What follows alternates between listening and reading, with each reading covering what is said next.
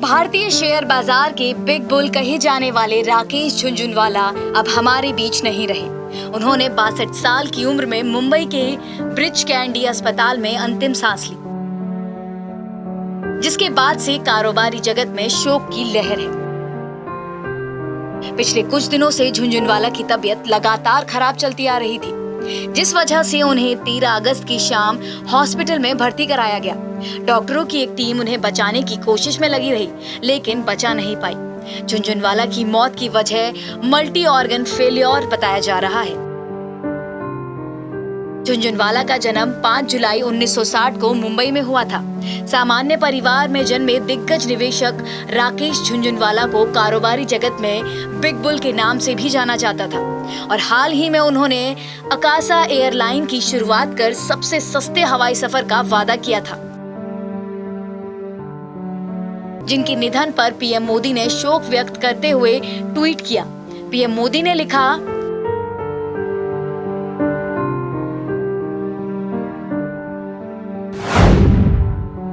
राकेश अपने पीछे वित्तीय दुनिया में एक अमिट योगदान छोड़ गए हैं। जीवन से भरपूर, मजाकिया और व्यवहारिक झुनझुनवाला भारत की प्रगति के लिए बहुत भावुक थे। उनका जाना दुखद है। उनके परिवार और प्रशंसकों के प्रति मेरी संवेदनाएं। ओम शांति।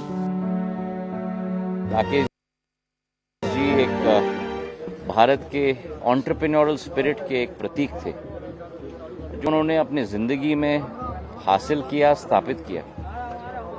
मैं मानता हूं कि कई हजारों लाखों युवाओं के लिए वे प्रेरणा स्रोत रहेंगे। खास करके मेरे क्षेत्र के साथ नागर विमानन क्षेत्र में अकासा एक नई एयरलाइन की शुरुआत हमने अभी कुछ दिन पहले ही 7 तारीख को हमने साथ में की थी।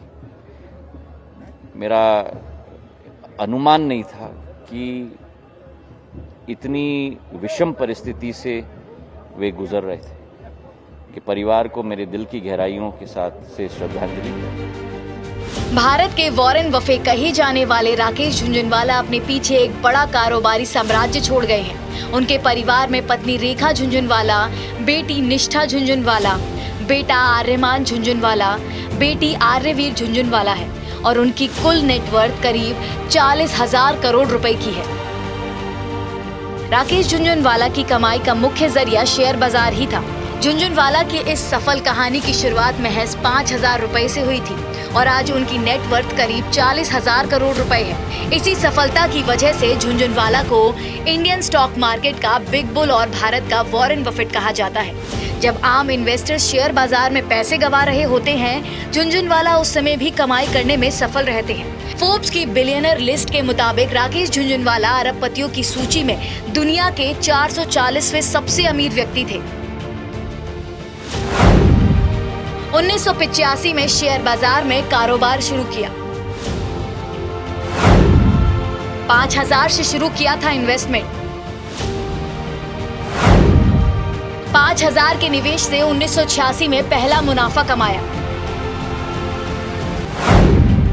टाटा टी के 5,000 शेयर 43 रुपए के भाव से खरीदे थे। 3 महीने बाद 143 रुपए प्रति शेयर के भाव से बेचे। निवेश किए पैसे पर करीब 3 गुना मुनाफा कमाया। 9 साल में 4 गुना से ज्यादा बड़ी नेटवर्थ। 2017 में टाइटन शेयर में तेजी से एक दिन में 900 करोड़ रुपए कमाए। भारत के 36वें सबसे अमीर व्यक्ति थे। हर्षद मेहता के दिनों में राकेश बियर हुआ करते थे। इंग्लिश विंग्लिश, शमिताभ और की एंड का जैसी फिल्में प्रोड्यूस की। राकेश झुनझुनवाला जी के जाने से वो एकदम अकस्मात बहुत बड़ा वैक्यूम कैपिटल मार्केट में हो गया, क्योंकि वो कैपिटल मार्केट के बुल पुलर थे, जिसको हम बोलते हैं एस इन्वेस्टर। उसके अलावा एक विजनरी हमारे कंट्री ने खो दिया है, जिसको देख के बहुत सारे एंटरप्रेन्योर्स, बहुत सारे लोग जो सोचते थे कि रिच बनना एक बहुत ही कुछ खास प्रिविलेजेस लोगों का काम है।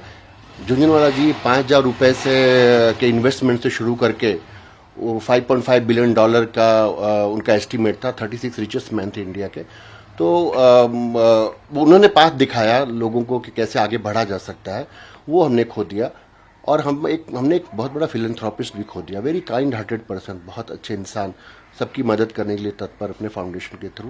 बड़ा नुकसान है। शेयर मार्केट से पैसा बनाने के बाद बिग बुल एयरलाइन सेक्टर में भी उतर चुके थे। उन्होंने नई एयरलाइन कंपनी अकासा एयर में मोटा इन्वेस्टमेंट किया था और 7 अगस्त से कंपनी ने ऑपरेशन शुरू कर दिया है। स्टॉक मार्केट में निवेश करने वाले झुनझुनवाला के पास हजारों करोड़ रुपए की संपत्ति है।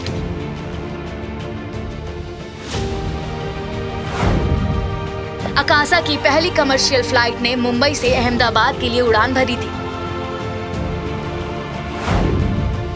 ज्योतिरादित्य सिंधिया ने अकासा की पहली कमर्शियल उड़ान को हरी झंडी दिखाई थी।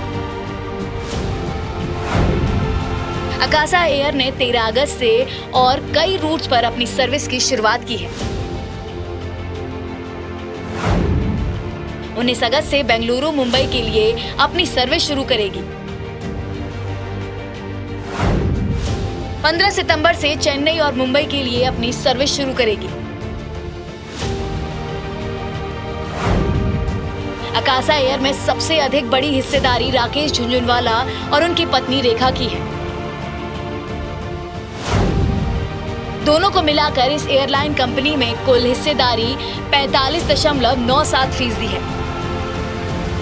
I think in Rakesh, India has not only lost a great stockbroker, it has not only lost someone who understood the markets, it has lost someone who believed in India, who believed in Indianness, who believed in Bharatiyata, who recognized the potential of Indian companies, who invested not to make money, but to also make sure that those companies grew. And people like you and me grew with those companies if we were shareholders. Rakesh, to my mind, a lot of people see him as a person who was a great stock market expert, but he was actually a great human being. And he will remain etched in our memories, etched in our lives. Because you see, you can leave your money behind. But when your memories are so rich of compassion. Rakesh Jhunjhunwala के बारे में यूं तो कई बातें मशहूर हैं, लेकिन वो अक्सर कहा करते थे कि ससुर और पिता के पैसे से शेयर बाजार में निवेश ना करें। राकेश झुनझुनवाला ने एक सवाल के जवाब में कहा था कि लोग धड़ल्ले से शेयर बाजार में ट्रेडिंग कर रहे हैं, लेकिन ऐसे लोगों को सलाह रहेगी वे खुद का पैसा यानी खुद कमाकर शेयर बाजार में ट्रेडिंग करें, ताकि उन्हें पैसे की अहमियत पता चले। झुनझुनवाला को बाजार का जादूगर भी कहा जाता था, क्योंकि जिस तरह से वो मार्केट में इन्वेस्ट करते थे उसके लिए उन्हें तमाम दिग्गज फॉलो करते थे। उनके एक एक कदम पर करोड़ों निवेशकों की नजर रहती थी। राकेश जिस शेयर में हाथ लगाते थे वह सोना हो जाता था। यही नहीं, उनको देखकर शेयरों में निवेश करने वाले कई लोग अमीर हो गए हैं। कहा जाता था कि जिस शेयर पर झुनझुनवाला पैसा लगाते थे वो सबसे ज्यादा मुनाफे वाला होता था। Bureau report, news India.